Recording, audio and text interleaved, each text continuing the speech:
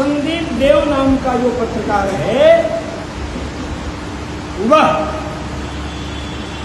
निग्रहाचार्य जी को तरह तरह के अपशब्द बोल रहा। पहले निग्रहाचार्य जी का इंटरव्यू लिया था उसने बहुत धूम धड़ाके के साथ। उसके बाद सोचा था कि निग्रहाचार्य जी को हम अपने बोतल में उतार लेंगे, मतलब अपने सांचे में ढाल लेंगे प्रचार करने के बल पर। लेकिन जो व्यक्ति धर्म संस्कृति परंपराओं की रक्षा करने के लिए कमर कस के खड़ा है वो काहे को शास्त्र के अलावा और किसी सांचे में आएगा? वो तो शास्त्रीय सांचे में ही धरा है। शास्त्रीय विरुद्ध हम लोग भी अगर कोई कार्य कर जाएं तो हम लोगों को भी गियर में लेने से नहीं चूकता है वो व्यक्ति, चाहे हम हों, चाहे राघवाचार्य जी हों, चाहे केशवानंद जी हों, चाहे निश्चलानंद जी हों, चाहे स्वरूपानंद जी ही हों, उनके जीवन काल में ही कोई भी, चाहे धर्म सम्राट कृपालती स्वामी जी ही क्यों, शास्त्रीय परंपरा के विरुद्ध यदि कोई कार्य है तो उस विषय को स्पष्ट रेखांकित करना अनिवार्य। ये थोड़ा है कि हमारे दादा गुरु परदादा गुरु और सब लोग हो गए तो कोई दोष नहीं होगा उनमें। जब वैदिक ऋषियों ने अपने लिए कहा कि यानि अनवद्यानि कर्माणि तानि सेवितव्यानि नो इतराणि यान्यस्माकं सुचरितानि तानि त्वयोपास्यानि नो इतराणि, जो हमारे सुंदर चरित्र हैं उन्हीं का आचरण करना, जो मेरे अनिंदनीय कर्म हैं उन्हीं का आचरण करना। मतलब वैदिक ऋषि भी अपने कर्मों में निंदनीयत्व की बात, क्योंकि स्वाभाविक मानवीय प्रवृत्ति जो है जल का स्वभाव ही नीचे बहने का है। हम नीचे आए हैं मृत्युलोक में इसीलिए ना, नहीं तो ऊपर वैकुंठ में रहते, वैकुंठ स्वर्ग में ही रहते। स्वर्ग में पुण्य का बैलेंस समाप्त हो गया तब हम मृत्युलोक में आए। तो अब आजकल वो बड़ा विरोध कर रहा है। एक क्लिप हमको सुनाई पड़ी, एक उसका पूरा क्लिप क्या पूरा का पूरा उसका घंटों, और कमेंट कर रहे हैं बड़ी जानकारी लेकर आए, सब बहुत उसकी प्रशंसा भी कर रहे हैं, उसमें कमेंट भी कर रहे हैं। मैं देख रहा था उसको।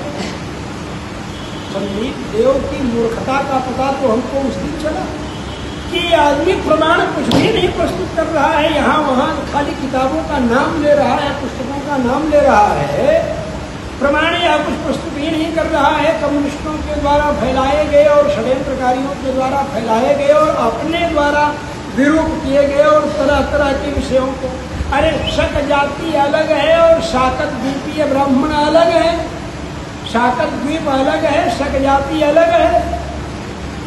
आज अयोध्या नरेश स्वयं शाकत द्वीपीय ब्राह्मण है, राजा विमलेंद्र प्रताप सिंह जी परंपरा अयोध्या नरेश ही स्वयं शाकत द्वीपीय है।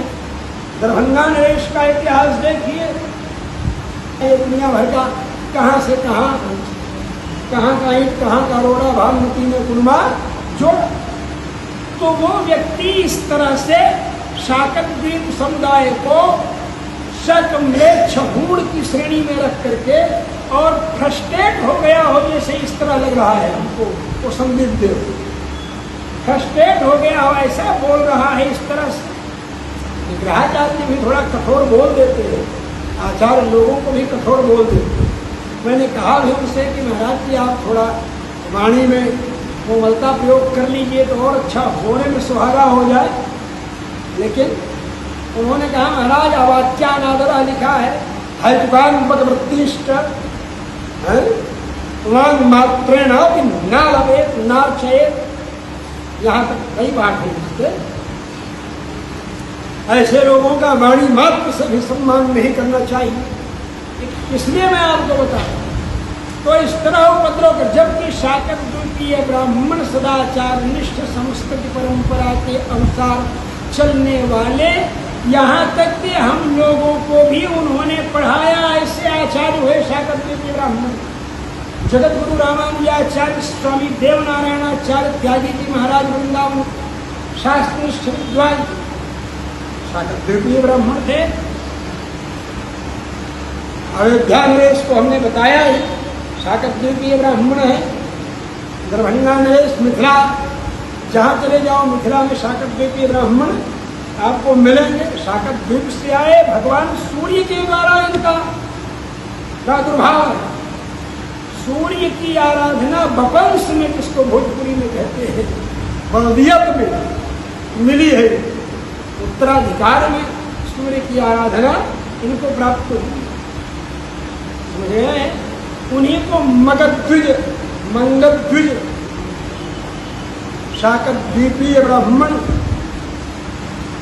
कई नाम, सौर ब्राह्मण, सूर्य के संबंध से कई नाम उनके शास्त्र।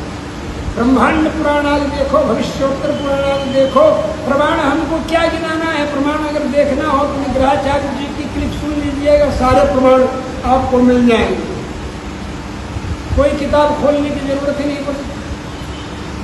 अब एक पत्रकार एक अपना एजेंडा चला रहा है, तो ये संदीप देव का कथन बिल्कुल गलत, बहुत गलत कहा है उसने। पहले तो मैं उसे कुछ बुद्धिजीवी समझता था, लेकिन उस क्लिप को सुनने के बाद हमें मालूम हो गया कि लगता है कि ये ज़्यादा झल्लाहट में या फ्रस्ट्रेशन में ये हीन भावना का शिकार हो गया है, या क्या हो गया है, इन्फीरियरिटी कॉम्प्लेक्स का शिकार हो गया है। ये ऐसा क्यों बोल रहा है? इसको तो मैं बुद्धिजीवी समझता था। इसलिए मैं आपको बता रहा हूँ कि ऐसे पत्रकारों से भी बचना चाहिए। ऐसे पत्रकारों की बातें सुन करके समझ लेना चाहिए कि ये भी भारतीय संस्कृति के संरक्षण में लगे हुए लोगों का विरोध करना ही इसका एकमात्र एजेंडा है। वो स्वयं इंटरकास्ट मैरिज किए हुए है, तो कहाँ से भारतीय संस्कृति और परंपरा का पालन करने के मार्ग पर चलना चाहेगा?